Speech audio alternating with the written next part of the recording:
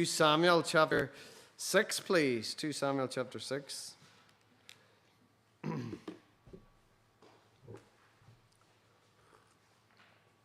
Now, this story is from 3,000 years ago, 1,000 years before Jesus. And this is a story about his great ancestor, King David, the greatest king Israel ever had. But in this story, he doesn't act like a king at all. He gets down among the common people. He's dancing about like a nobody. And as they're bringing the Ark of God, the symbol of God's presence, into Jerusalem, let's read a few verses in 2 Samuel chapter 6, verse 12.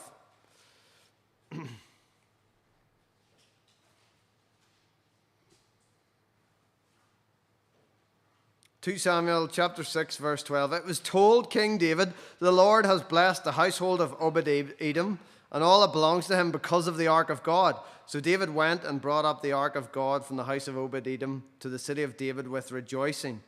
That's Jerusalem, the city of David. And when those who bore the ark of the Lord had gone 6 steps, he sacrificed an ox and a fattened animal, and David danced before the Lord with all his might. And David was wearing a linen ephod. So David and all the house of Israel brought up the ark of the Lord with shouting and with the sound of the horn. It says he is dancing before the Lord with all his might. I'm not sure exactly what that looked like. But he is dressed as well in a linen ephod. That's dressed like a priest, not like the king. Not dressed in the usual robes and finery of the king. So he's acting like a common person almost. And his wife Michal, maybe we'll call her, who didn't bother to join this procession, she looks out the window in verse 16. And as she is so disgusted at the way the king is getting on her husband, that she goes out to have words with him as he makes his way back home to the palace.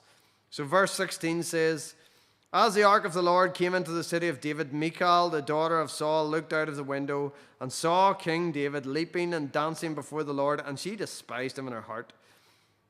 And they brought in the ark of the Lord and set it in its place inside the tent that David had pitched for it. And David offered burnt offerings and peace offerings before the Lord. And when David had finished offering the burnt offerings and the peace offerings, he blessed the people in the name of the Lord of hosts, and distributed among all the people, the whole multitude of Israel, both men and women, a cake of bread, a portion of meat, and a cake of raisins to each one. Then all the people departed, each to his house, and David returned to bless his household. But Michal, the daughter of Saul, came out to meet David and said, 'How the king of Israel honored himself today, uncovering himself today before the eyes of his servants, female servants, as one of the vulgar fellows shamelessly uncovers himself.' And David said to Michal, 'It was before the Lord who chose me above your father and above all his house to appoint me as prince over Israel, the people of the Lord. And I will make merry before the Lord. I will make myself yet more contemptible in this, and I will be abased in your eyes. But by the female servants of whom you have spoken, by them I shall be held in honor.' And Michal, the daughter of Saul, had no child to the day of her death." So I love David's answer here. In verse 21, "It was before the Lord who chose me above your father and above all his house to appoint me." You see that? He actually mentions the Lord 3 times in this short answer. He says, "I'll be even more lowly than this before the Lord." It doesn't bother me at all that I didn't act like a king with all the robes and the pomp and ceremony. Now, he almost sounds arrogant whenever you read this here. "It was before the Lord who chose me above your father and above all his house to appoint me as prince over Israel." But I don't think it's arrogance. It's absolute confidence before the Lord, in himself and in the role that the Lord has given him to do. He's not boasting in himself, he's boasting in the Lord. He is so confident in the Lord and in his position as king that he doesn't have to keep up appearances. He doesn't care about what others think. He is so deeply secure in who he is, who God has made him to be, and what God has made him to do. See how relevant this passage is in our day? And we are so obsessed with getting likes and comments on social media. We live in a culture that is deeply insecure. And we find it hard to share the gospel with our work colleagues and our neighbors because we are so afraid of what people think. And this is someone who is deeply secure in who he is and what God has given him to do. And it's even more of an issue actually for kings and politicians and leaders, even in work. We need to be so careful about our public image that, they employ PR managers to manage every little thing that they say. What made David so sure of himself and so sure of his role in life? I think we could do with some of this God confidence to perform our roles in life. Because doubts and insecurities hold us back from being the people that God made us to be and doing the things that God has given us to do. This is sheer confidence, not self-confidence, God confidence, right? In who God made him and what God has given him to do. And we lack this, and we put on a public front, kind of our own version of PR. But inside, we don't really know who we are, and we don't really know what we're doing. For some of David's certainty, right? So how did David get this certainty? Well, we need to go back to the start of the chapter. So let's go back to the start of chapter 6. Because this journey into Jerusalem at the end is actually take 2 at bringing the ark into Jerusalem. Take 1 did not go so well, the first attempt. So let's read from verse 1 of chapter 6. It says, David again gathered all the chosen men of Israel, 30,000, and David arose and went with all the people who were with him from Baal, Judah, to bring up from there the ark of God, which is called by the name of the Lord of hosts, who sits enthroned on the cherubim. And they carried the ark of God in a new cart and brought it out of the house of Abinadab, which was on the hill. And Uzzah and Ahio, the sons of Abinadab, were driving the new cart with the ark of God, and Ahio went before the ark. And David and all the house of Israel were making merry before the Lord with songs and lyres and harps and tambourines and castanets and cymbals. And when they came to the threshing floor of Nacon, Uzzah put out his hand to the ark of God and took hold of it, for the oxen stumbled. And the anger of the Lord was kindled against Uzzah, and God struck him down there because of his error, and he died there beside the ark of God. And David was angry because the Lord had burst forth against Uzzah. And that place is called Perez Uzzah to this day.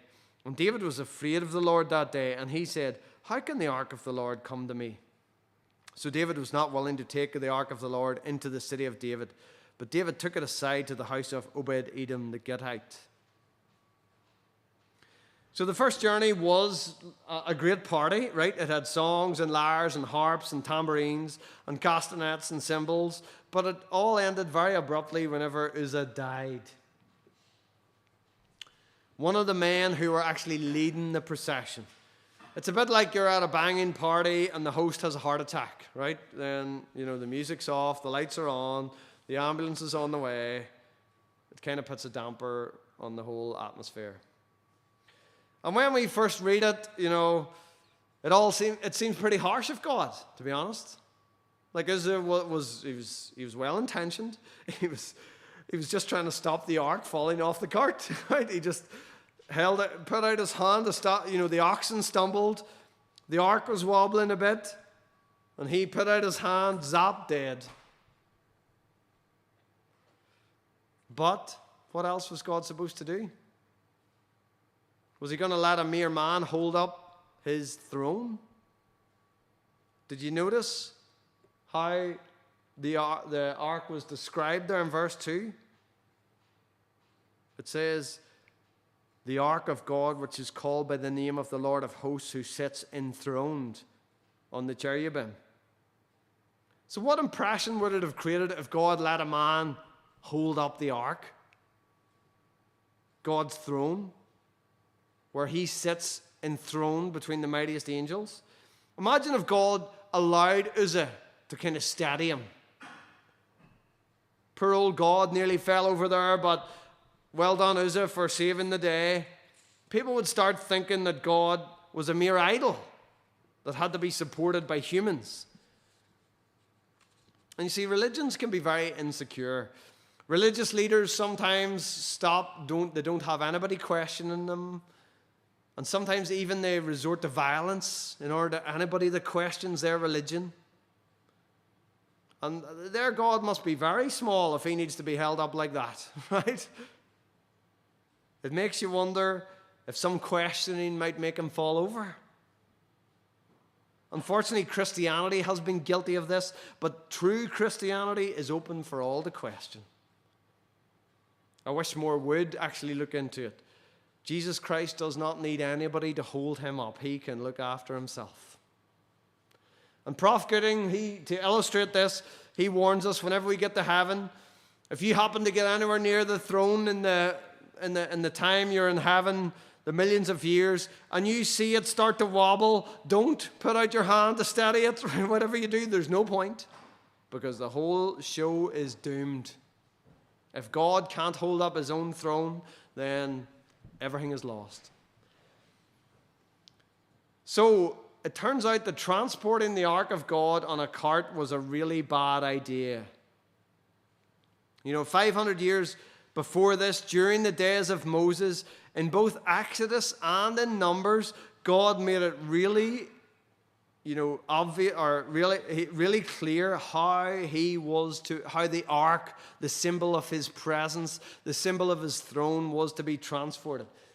He says it was to be carefully covered, right, without anyone looking on it, and then carried on poles by a special family designated for the purpose called Kohathites. So it was really clear how the Ark of God was to be transported. God said it twice, in Exodus and in Numbers. But instead, Uzzah and his brother decided to put it on a cart, just like the Philistines had done in 1 Samuel chapter 6. I don't know why. Was God's way too old-fashioned and cumbersome? Were they copying the Philistines? I don't know. God didn't judge the Philistines whenever they put it on a cart, because they didn't have Exodus and Numbers, but Uzzah should have known a whole lot better. And God actually was really clear. Back in Numbers chapter 4, verse 15, he says, when Aaron and his sons, the priests, have finished covering the sanctuary and all the furnishings of the sanctuary, like the ark, as the camp sets out, after that the sons of Kohath shall come to carry these, but they must not touch the holy things, lest they die. Like, God could hardly be clearer in how this was to be done. So, because the symbolism of it all was very important to God, that it didn't create the wrong impression to the people, that God was like an idol that had to be held up. So God is using this to remind everyone, especially King David, that he is a great big God, as we teach the kids at Sunday school. This is the key lesson. If we are going to be secure, right, we're going to think about how we become secure. If we're going to be secure, we need to have faith in a God who is a whole lot bigger than us. Because we need to step back and think, why was David bringing the ark to Jerusalem anyway? As usual in the Old Testament, we're just told the facts and we're not really told the motives, but we can have a guess at a few of them. So I'm going to give you a few of David's possible motives. All begin with P. It's quite unusual for me, isn't it here? Number 1, protection. Maybe that was a reasonable motive. Maybe he was wanting to protect the ark. In the parallel passage, the Philistines stole it, didn't they? They wanted to bring it into the city, the new walled city of Jerusalem. Save it being captured by enemies. No doubt David wanted the presence of God near him. This was his new city. And David loved God. He wanted God to be in his new capital city. And so as well as the ark being the symbol of God's throne, it was the symbol of God's presence. And look at what he says in verse 9. Whenever David fears the ark, he says, how can the ark of God come to me? So David was looking God to come to him, right? No doubt. Maybe also position. He was making Jerusalem the new center of the nation, the focal point. So he wanted God to be there in the center of the nation. That was a good motivation as well. David had successfully won over the 12 tribes of Israel by this point. He has caused a unified nation. He's created a new capital city and focus point of the nation. And he wants God to be in the position, the major position in the nation. But even in these good motives, they were all good motives, Did David, have to help God out, protect him? Put him in the big position? Make sure that God's center, he doesn't get forgotten, kind of thing. So you just sort of wonder, was there any presumption in David's attitude? In the previous chapter, when fighting the Philistines, if you look at that in chapter 5, we will be looking at that. He inquires of the Lord twice about how to fight the Philistines. And he's given 2 different strategies, and he wins both battles. That's a great example of humility, of wisdom, and depending on God for how to fight the Philistines. And it goes very well. But in contrast, there is no inquiry of the Lord here about whether God even wants his ark brought to Jerusalem. And neither does David do any reading of Exodus or Numbers to see how we're meant to transport this ark. So I don't know, was this just not as important to inquire about as fighting the Philistines? You see, the only way we will actually get security in the things that are important is whenever God's concerns are the biggest concerns of all. We're often stressed out about work, and we take it very seriously, and our families, and we're stressed out about many things, and we're insecure about many things. And we even put lots of thoughts into holidays and recreation and all this. But when it comes to worshiping God, sometimes we don't really think about it. Sure, it's just the same old rigmarole. We pray for help with our work, but we never pray for our worship to be acceptable. We never even bother to examine the scriptures to see, are we actually worshiping God and serving God in the way that he has specified? And that's a sign that we have got things all upside down, where our kingdoms are the center and God's kingdom is secondary. I'm not sure if David was starting to think that way, but whether or not David could easily have been slipping into that mindset, because his kingdom was getting a whole lot bigger in these chapters. If you in chapter 5, if you want to flick back there just for a second, David has been phenomenally successful at this point in his career. He actually becomes the king of the whole nation in verse 3. Look, all the elders of Israel came to the king at Hebron, and King David made a covenant with them at Hebron before the Lord, and they anointed David king over Israel, all 12 tribes of Israel. In verses 6 to 9, he conquers the ancient city of Jebus, which was a Jebusite city that no one else had been able to conquer in centuries. The Jebusites actually thought it was impregnable, but David took it from them. He made it his new capital city and called it the city of David, Jerusalem. In verse 9, he strengthened it, he extended it. In verse 11, he is actually recognized by another powerful king called Hiram, king of Tyre. And in verse 13, he marries more wives. He takes more beautiful women into his harem, and he has more sons and daughters. And in the rest of the chapter, as we have thought, he defeats the biggest enemy of Israel, the Philistines, twice. So it says in verse 12, look, that David knew that the Lord had established him king over Israel, and that he had exalted his kingdom for the sake of his people Israel. So suddenly David is a lot more secure than he has ever been before. Those years we were thinking of in 1 Samuel where as a young man he's running for his life from King Saul, and there's only a step between him and death. They are now a distant memory. He's become king of the whole nation. He's got a new capital city. He's extended it. He's being recognized further than Israel. He has beaten the Philistines. So the context here is that David is establishing his kingdom, making it secure. And maybe he decided having the ark in Jerusalem would do no harm here either. We don't know what his motives are, but we know our own hearts, And we're all a mixed bag, right?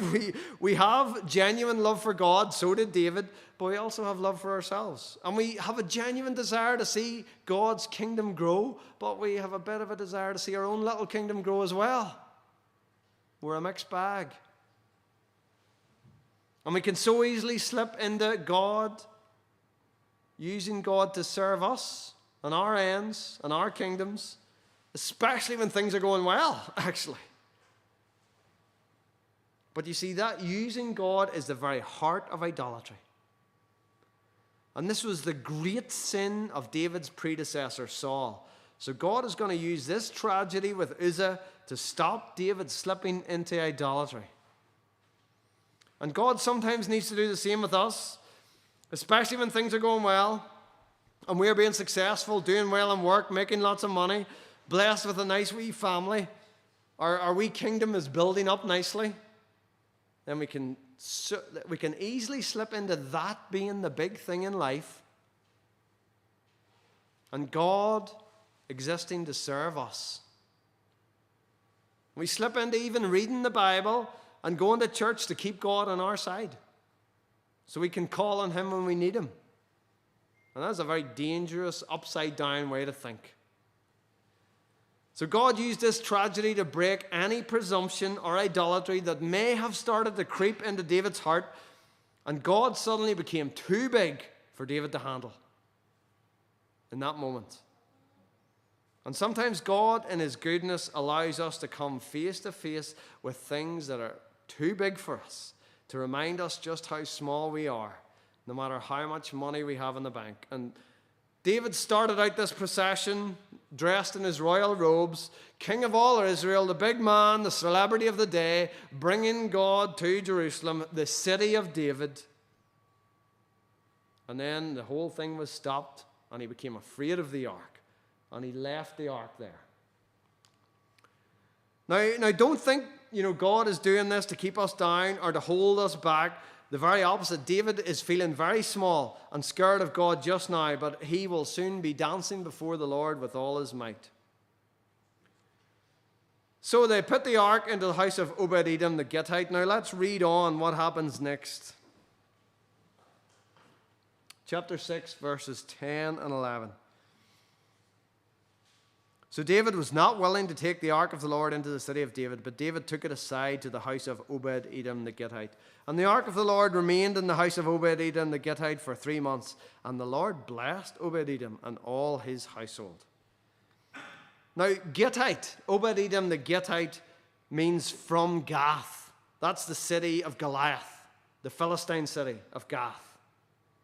So in other words, Obed-Edom was a foreigner, a blow-in, a former Philistine who had defected to Israel. And his house happened to be nearby when the whole party was brought to an abrupt halt.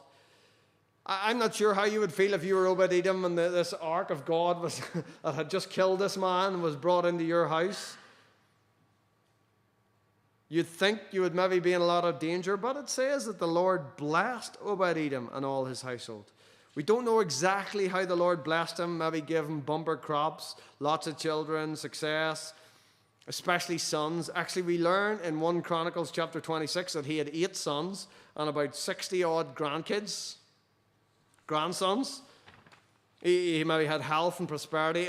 Somehow life was going so well that he became famous, and they went to tell King David, the Lord has blessed Obed-Edom.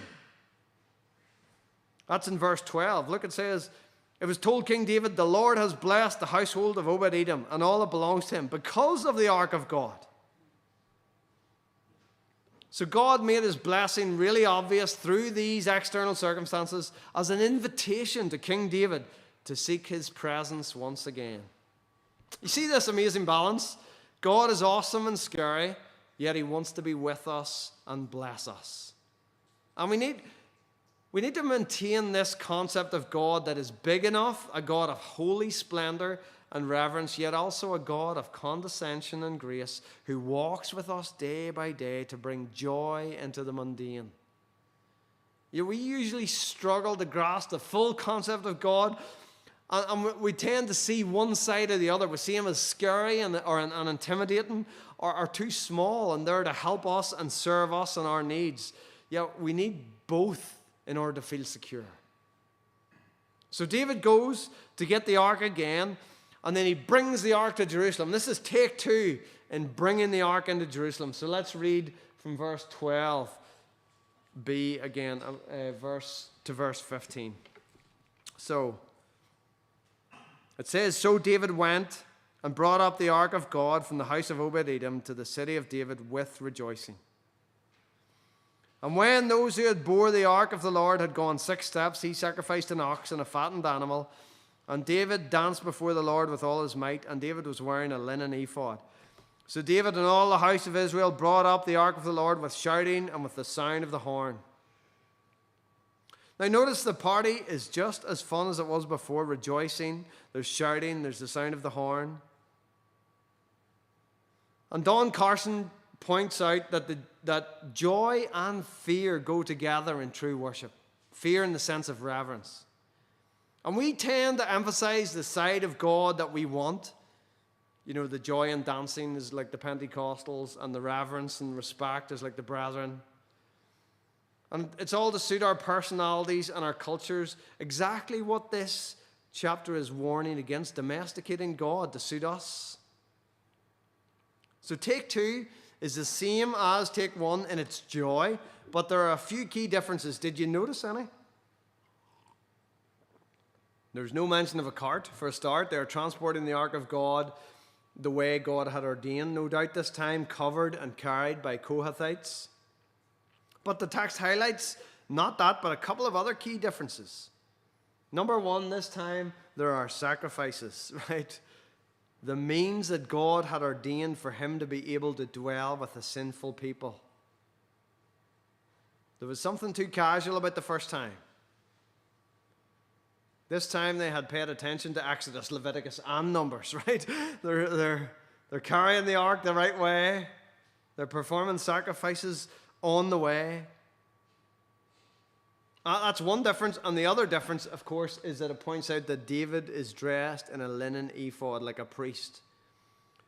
So the implication is that the first time he was dressed in his kingly robes with the bodyguards at a distance from the people. But this time he is down amongst the people. He's dancing away like a commoner. And this is a great picture of a true leader of God's people, dancing with all his might before the Lord.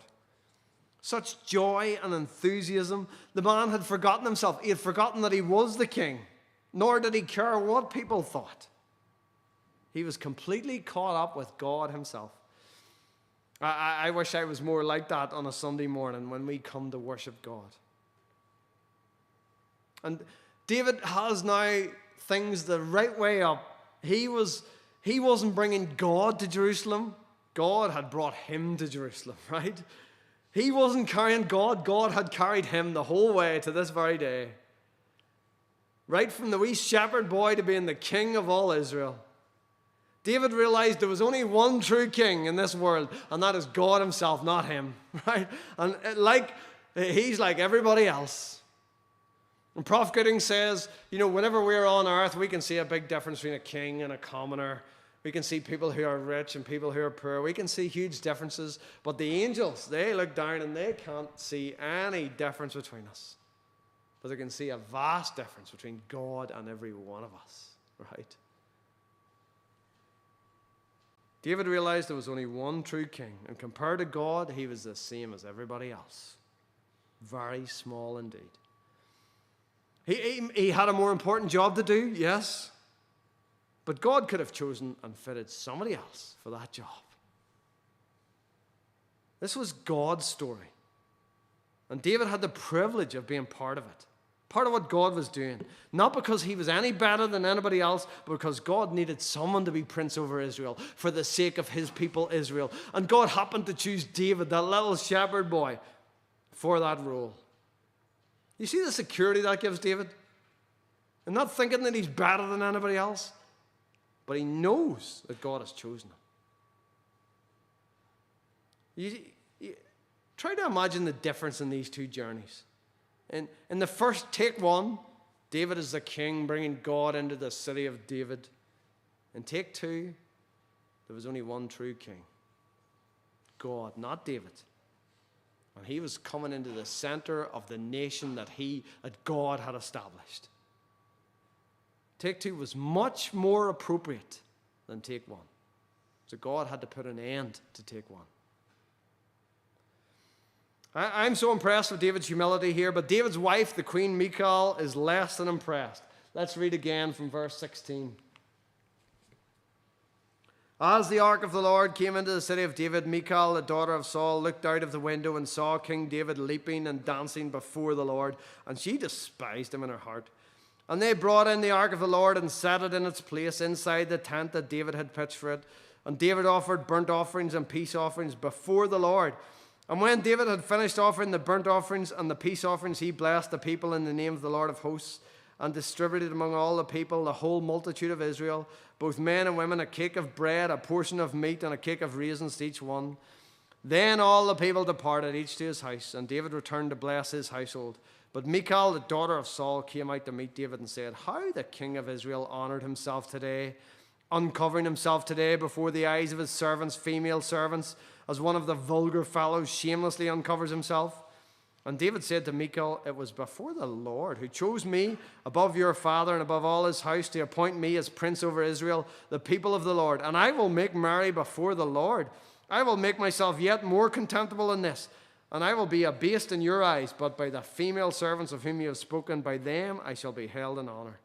And Michal, the daughter of Saul, had no child to the day of her death. Michal was truly a daughter of Saul, obsessed with keeping up appearances, with keeping the distance between the royals and the commoners, and she despises David for acting like a commoner. And David's response to her scathing criticism is brilliantly unapologetic. She is afraid of losing face, and David is prepared to be even more abased before the Lord. And through the rebuke of Uzzah's death, David has come to respect and appreciate God more than ever, and especially the privilege he has of being part of God's plans.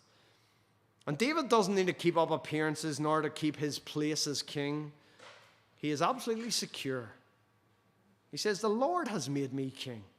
It was before the Lord who chose me above your father and above all his house to appoint me as prince over Israel, the people of the Lord, and I will celebrate before the Lord." You know, our need to maintain a kind of professional persona to hide our true selves comes because of our insecurities.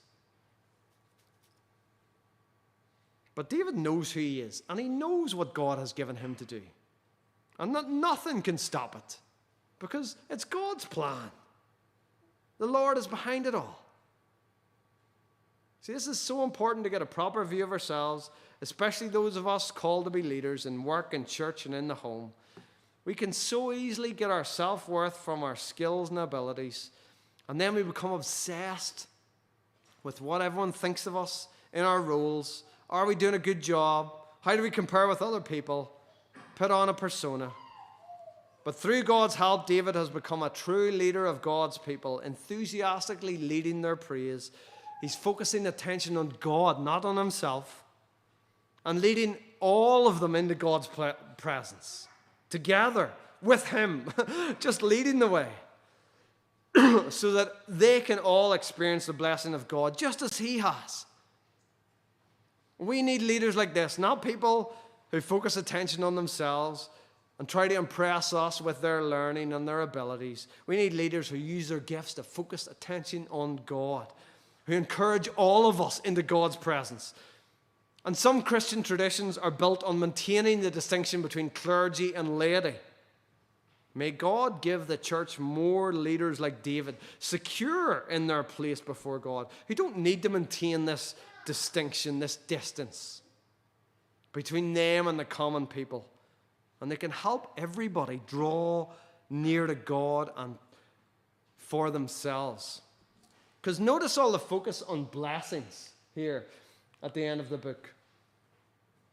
It says the blessings that come from God's presence. Obed-Edom, he was blessed because of the presence of the ark. David blesses the people in the name of the Lord of hosts. He gives them bread and meat and a raisin cake. And then he returns to bless his own household, which didn't go so well. In contrast, Michal ends up childless, which was in that culture a sign of being unblessed. So God wants to make us a true blessing to others, our colleagues, our children, our fellow church members. And in order to be that true blessing, we need to become secure in who we are and what God has given us to do. It's when we become grounded in that we have the kind of foundational place to be a true blessing to others. And we could help bring others to God to find who they are and what God has given them to do. And incidentally, this chapter shows us why it's so important to marry, someone who is not even just a believer, but someone with the same values. This Michal and David become an example, a sad example of a marriage that is not equal, where both parties are not equally committed to loving and serving God together. You're back in 1 Samuel chapter 18, when they first got married, Michal had genuinely fallen in love with David. But for a long and happy marriage, as well as feelings of love, there needs to be shared values. And over the years, David's relationship with God grew and grew, and Michal's respect for him dwindled. And in the end, the marriage wanes into a loveless sham of keeping up appearances. Poor old Michal, obsessed with keeping up appearances, and in the end, that's all she has.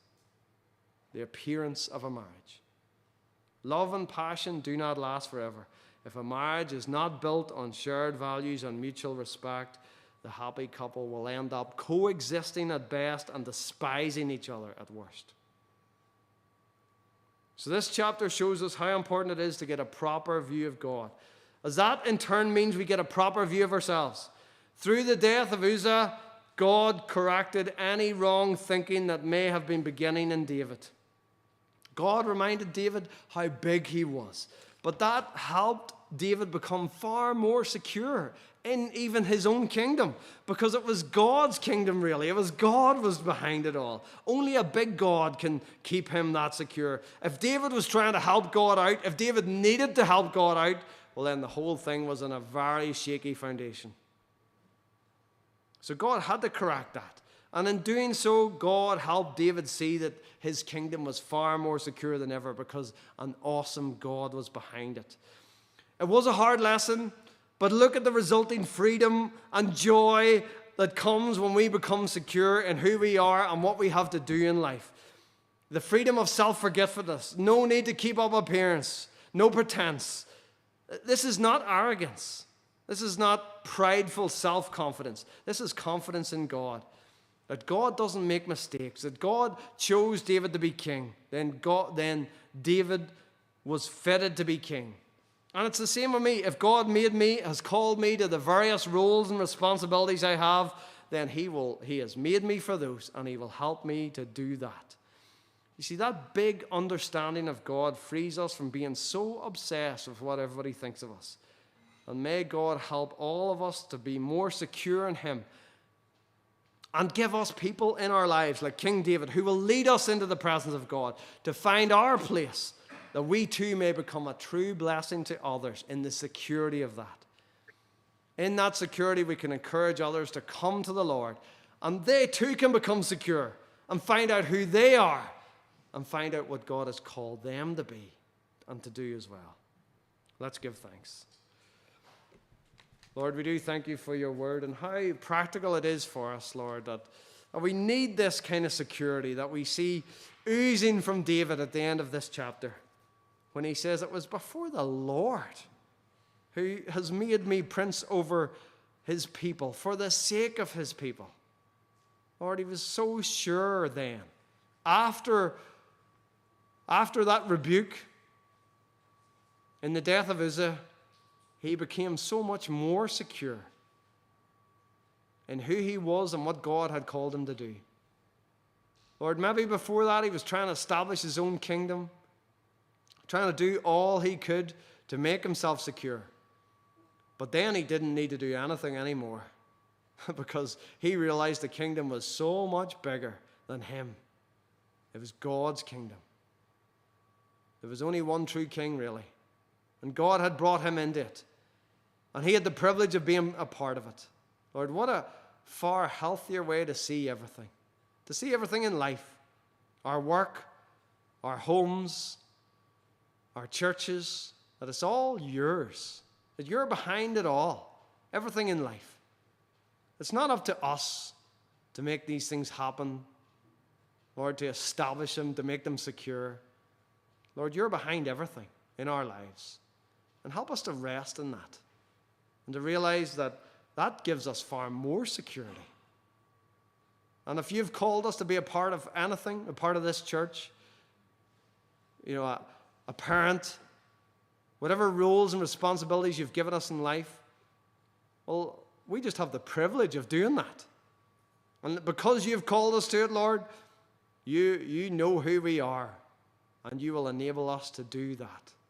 Lord, help us to find that kind of confidence, not in ourselves, but in you, in the God who calls us, so that we can be a true blessing to those that you've called us to serve, just as David was here. And we ask it for the sake of the Lord Jesus in his name.